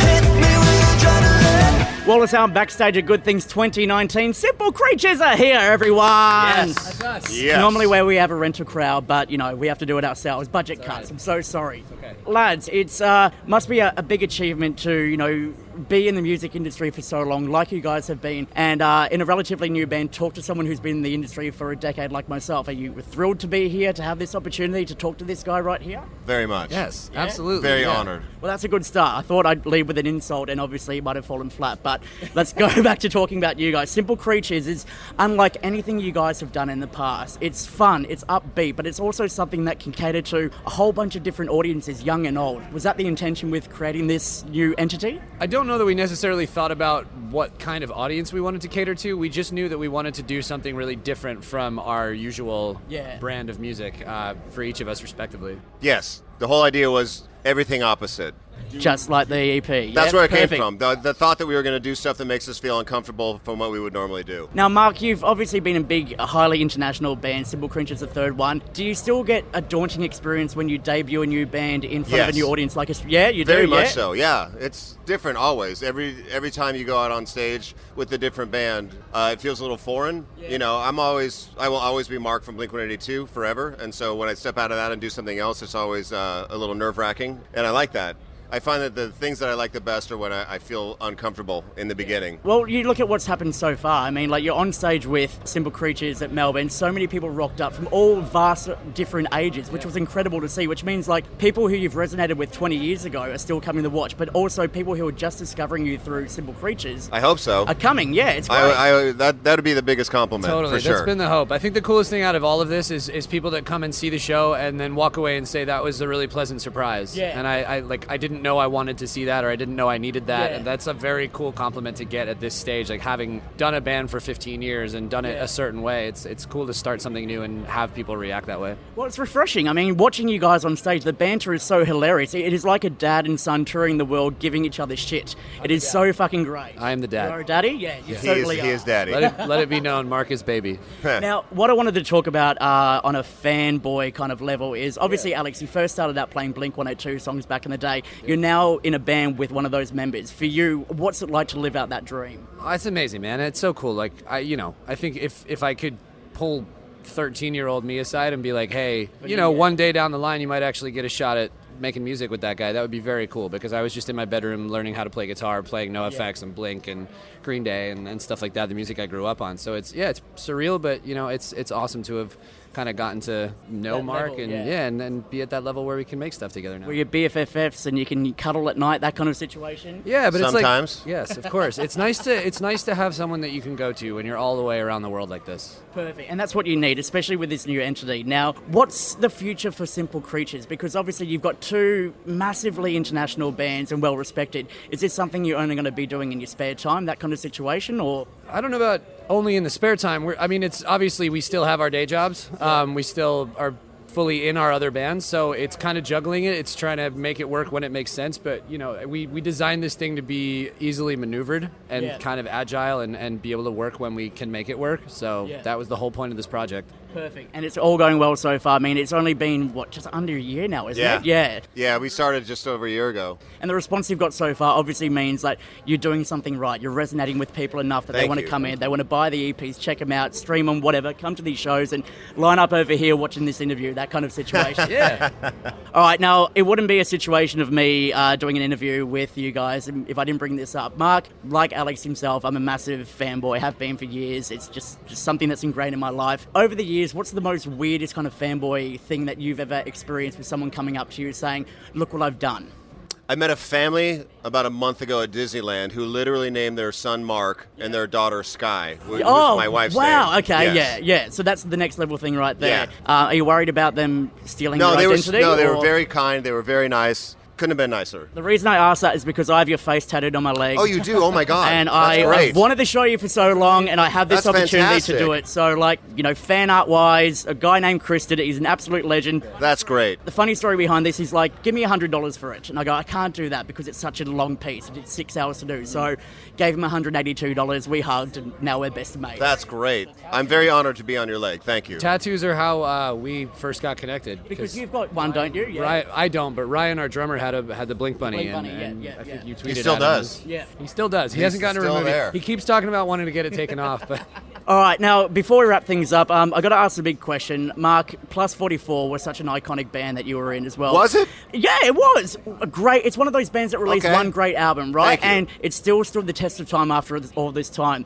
Would we ever see a situation of a reunion with all these bands getting back together? Mike, Cam, Rage, would Plus 44 ever play a show again? Maybe. I would never say never, but I haven't talked with Craig or Shane in years, and I think that they have moved on in their lives, and we're in a different place. But that album holds such a special place in my life and in my memory, and the lyrics and the making of that album was a huge moment of me working through the death of Blink-182 at the time, and that holds a really special place in my heart. So I would love to play it again at some point. All right, well, you've got a bunch of boys in All Time Low who I guess could jump in if you need be. So, Simple Creatures, we're keen to see what you guys do next. Mark and Alex, it's been a fucking pleasure. Thank you so man. much. Appreciate it. Throw another penny in the fountain. Leave my dead body on the side of a mountain. You bathe in the light of a trash fire. I see the stars in the eyes of a vampire. I'm too sweet to be salty about it. I'm too sad to be happy without it. I'm just here for your entertainment. I spit my teeth out on the pavement. Ooh, ooh, ooh, am I good enough for you? Ooh, ooh, ooh, am I don't owe you anything, but I give you everything. Watch you pile it up and sing. Thanks, I hate it. No, you're never satisfied. Now you wanna run and hide. Can't you look me in the eyes and say, thanks, I hate it.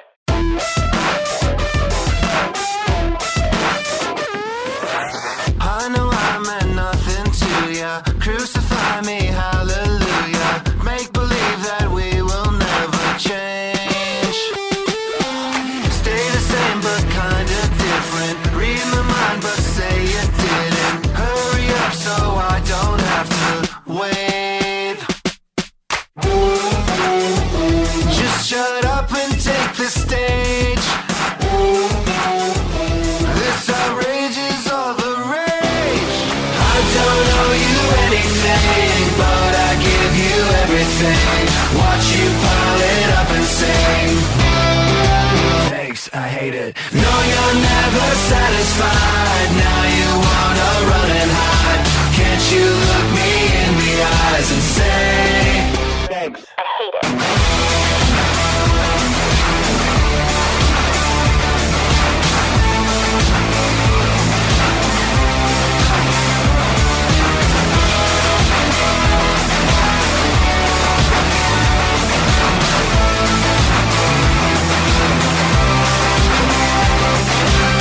Another penny in the fountain. Leave my dead body on the side of a mountain.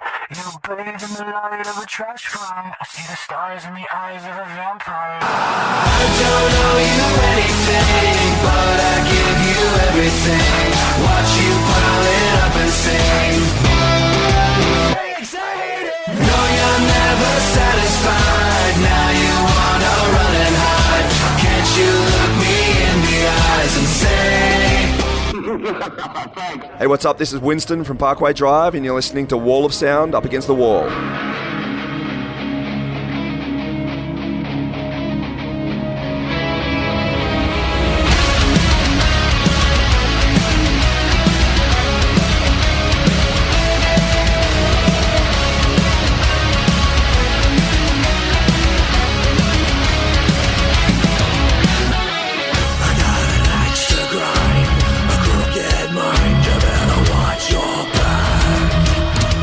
I got an extra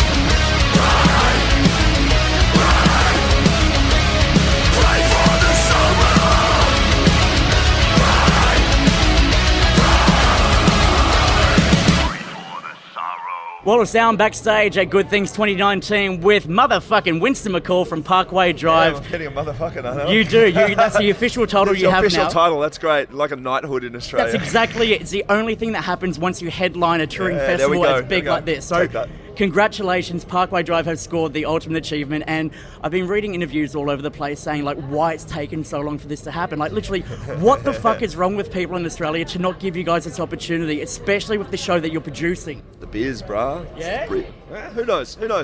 I know I've known we're capable of it for a while. So, and you know what? To be honest, there's been like a bit of a void for the last few years in this festival-wise for this type of sound. So, and before that, I don't know. I'm not looking into the past. So, well, no, that's good. Yeah, forget what happened there. It's like without going and focusing on the negatives, there is still that issue of this tall poppy syndrome. But I think from what we've seen from the shows that you're producing, the Reverence Tour, these headline shows, like you're more than capable to put on this show and offer us a fucking show that's worth paying money to. So that's done. Yeah, cheers. I've been really happy with it, and it's not. I think it's not even so much like a tall poppy thing. I just think culturally Australia has a tendency, especially when it comes to entertainment or any kind of art to do with entertainment, of looking to America as the shining light and like the A standard of things. Like you see it in film, you see it in TV, you see it in everything, and music's no exception. Would you dare say it's like the Logies, how they always get an international star to come over, or the fucking ARIAs? Yeah, that's it. Like so why? It's always been the case. Like it was always like, you can play this festival, but you're playing under these bands who sell 150 tickets when they come over. I'm like, I'm not going to do we're not going to play that game because it sends a bad message to every other band that's coming through, and just for the Australian scene in general, because what are we constantly just going to say we're not as good as someone else? Exactly. It's not a good thing to do. And considering like we've always made a point of trying to lead the way everywhere. And especially when you're trying to break out overseas, like because they want to look at what you're doing in Australia. But if you're not, playing these festivals in the headline slot, then they'll look at it and go, oh well, if they can't do it over there, why should they do it over here? But then you look at what you guys have done in the UK, which is just setting the bar and the example of like what Australians can do. Yeah, that's it. Exactly. We've always done it that way of just be like, you give us the slot and we'll smash it, and if you don't give us the right slot, will make a lot of people look silly. Yeah, good.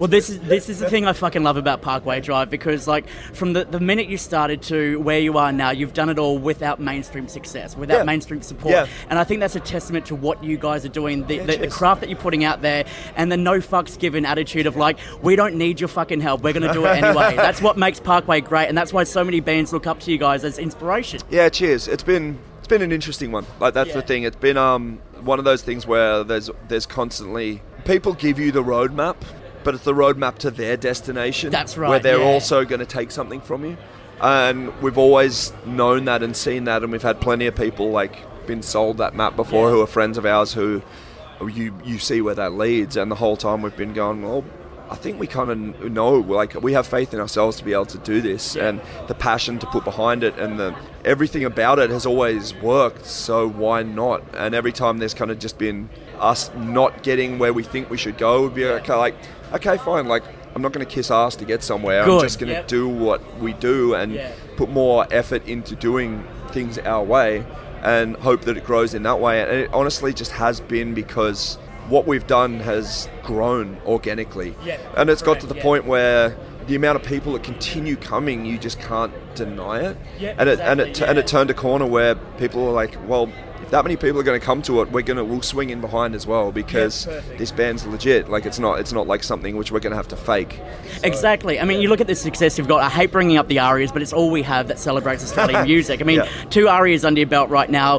What was it? 6 seconds or whatever. Fucking horrendous. Like I will say here to this day that until the ARIAs support all Australian music, they're not supporting all Australian music, and that's my own personal opinion. Yeah, it's an interesting one, isn't it? Like, well, let's not get you in trouble because you need number 3 with the next album that comes. I don't need anything. That's the thing. Like we don't want for anything or aim to. We don't compromise in anything we do, and I'm more than happy to. Like at the end of the day, it's an award ceremony, and I appreciate the fact that that's even on, and I appreciate the fact that people do celebrate Australian music. My dream would be in that regard would be when like best album in Australia comes around, that something that sounds like we sound is now considered on an equal platform to pop. That you don't even have to have hard rock and metal category. It's just like this Australian band put out a great album, and so did this country band, and so did this folk band, so did this pop band, and it's I've always found that funny with every award ceremony. Is like there's music, but then there's lesser music. Yeah, gotcha. Yeah, it's not up to that same level. It's weird. So it's shit. But look, it's that whole situation of do we remain underground or do we keep fighting the go? No, we want recognition. Give us what we deserve. Yeah, that's it. So like, the thing is, I don't really mind about kicking up a stink when there's 20,000 humans here today. Yeah, exactly. Like, that's evidence That's always right been there. the thing. Like people will have their say and will support in whatever way they want. And I didn't start doing this to be given an award. Yeah, exactly. So that's fine. Yeah. Well, that's weird because that brings me to my next question. So the Byron Bay Council, we know that doesn't have a good relationship with Parkway Drive because of the fact it's the most stolen street sign. They're pretty. You know what? They're actually pretty decent. They're good now. Yeah. So how long until we see a Parkway Drive statue erected hit 'em somewhere? Up. That wouldn't get defaced. It's an unfortunate thing because it's like, it'd be a cool thing to go and visit. Before a Parkway Drive statue ever goes in Byron, I would love to be able to put that money to fill every pothole in our town. Yeah, fucking there you go. So, in your off time for Parkway Drive, run for the mayor of Byron Bay. Yeah, there we go. There we go. All right, Winston, Parkway is an influential band. Always has been, always will be to a lot of people, but more so recently to myself. 4 years ago, I had a beautiful baby boy, and we were looking for a unique name, something that represented myself and my partner at the time, and something that represents what we think he looks like when he came out. So, Winston Parker is my son. Get out! He's 4 years old. Now, it's 4 years old. He's 4 years old. Unfortunately, like we didn't realise until after we named him Winston Parker, Winston after yourself, Parker after Spider-Man, that it's Winston Parker, like Parkway. So we have a Parkway Drive baby, unintentionally. So I never got that until you said it with the Parker. Only got brought up the other day. So I just want to say that I'm humbled. I don't want to shove it in your face and be like, how cool is that kind of thing. But I just want you to know, like, everything that you've done in life, pretty wild, who man. you stand for, what you do musically. Like, you're one of the best people in this country, and like that's evidence enough that like you've got this little rat bag with long blonde beach hair who's going to grow up listening to music, going, that's who I'm named after. Yeah, exactly. If he's an arsehole and gets in the rap, then so be it. But I tried. Man, thank you. That's I don't really know what to say when someone says that. I know, it's one of those things. Like, I never thought I'd get the opportunity to tell you about him, so here we are now. Cheers, I appreciate it. Look, I appreciate it. Keep doing what you're doing. We're loving everything you're doing, and it's great to see Australia respecting Parkway Drive and everything you guys have behind you. They always have, and we've never doubted it. It's just nice to be able to, to fulfill, to be able to get up there and go, look, you guys have done this. You've supported this band. It's here. Realise you don't have to, you don't have to see this as lesser than, or you don't have to shrink away from it. You can just go, I like this band and they're ours. Perfect. And that's what I've felt every night on the stage so far. Like that, it's been an intense vibe. So not to wrap up with a cliche, but viva the fucking underdogs, exactly, mate. That's why we're here now doing this. Winston Cheers. McCall from Parkway Drive. It's been an absolute fucking pleasure. Thank you so much. Thank you.